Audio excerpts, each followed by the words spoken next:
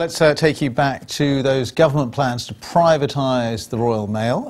Pretty controversial, as we've been hearing. And we can talk now to Ben Harris-Quinney, who's chairman of the Conservative think tank Group, which is worried about the consequences of the sell-off in our Westminster studio. What are your feelings about this plan? Because the government can raise, what, between £2 and £3 billion from this? Well, yeah, and we don't know the exact figure. Could be closer to 2 billion. But the Bow Group produced a paper today which included some polling which showed that almost half the people in the country were not aware of this privatisation. And of those that were aware, 67% were against.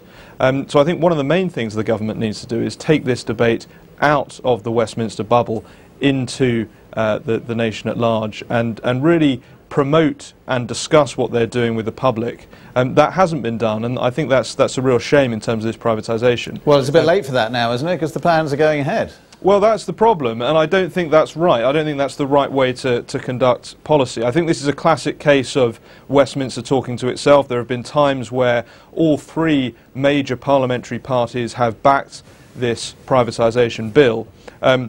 So in parliamentary terms, you've got the vast majority of Parliament in favour, whereas the exact opposite is true of the public at large. It's completely inappropriate for Parliament just to ignore that, and for the government to ignore that too. So that's really the main thing that I would advocate, both from a Conservative Party point of view, but also for ensuring good policy in general, that the public are properly consulted on this. But beyond that, there are a few amendments that, if privatisation is to go through, that we would like to see in place before that happens. Well, so just to be clear, I mean, apart from the consulting the public on this, are you in favour of the privatisation theoretically? Well, in principle, I'm not personally in favour of it. I think you've got a 500-year-old institution where there is clear net benefit to other parts of the economy, of the government investing specifically in Royal Mail to ensure a cheap and universal provision of postal service. That means letters and packages all over the country. But the government argue that it needs private sector investment in it to invest for the future, and that it's just not getting that at the moment. Well, Royal Mail this year posted profits of £440 million. That's quite considerable. Yeah, but before that it's had lots of losses, hasn't it? It has, but I think there are signs that Royal Mail is actually operating quite effectively.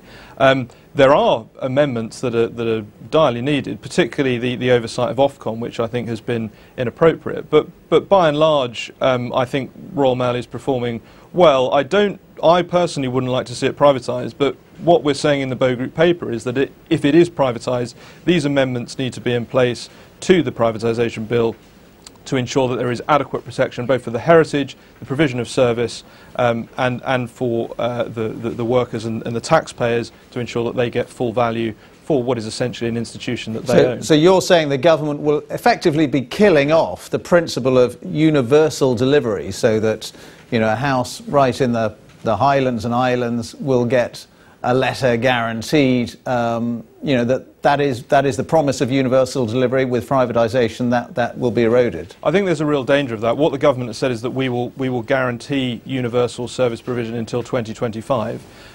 Now, I think that's appropriate, and that's a good thing, but for a 500-year-old institution, ensuring universal service for just over 10 years is nothing. And we need to ensure that universal service continues, because it's about an overall vision for the economy. What sort of economy do we want to build in Britain? I think the future for Britain is a high-tech economy where people can work from home wherever they may be in rural communities, and move goods and services all over the world in quick time with a universal service that is cheap and effective. I think there's real benefit in the government investing in that. Broadly, I'm pro-privatisation, but I think there are some areas where it actually makes sense for the government to invest to see net benefit in the economy elsewhere. And I'm also speaking to a number of other people on this issue. I spoke to someone, an advisor to the government in Romania, Manuela Popovici, I think her name was, and she was saying that essentially they're running with the same metric in Romania. economy, that they need to ensure that there is that cheap provision of service. And so a lot of countries, I think, at the moment, when we're seeing budgets tighten, government budgets tighten, are really working with this problem and thinking, oh, the easy answer is to just get this stuff off our balance sheet. But actually, the real answer to solving the economic crisis is looking forward to ensure growth for the future and structuring an economy around that. And that includes investment in some areas. OK, good to talk to you. Thanks very much. Ben Harris-Quinney, the Chairman of the Group.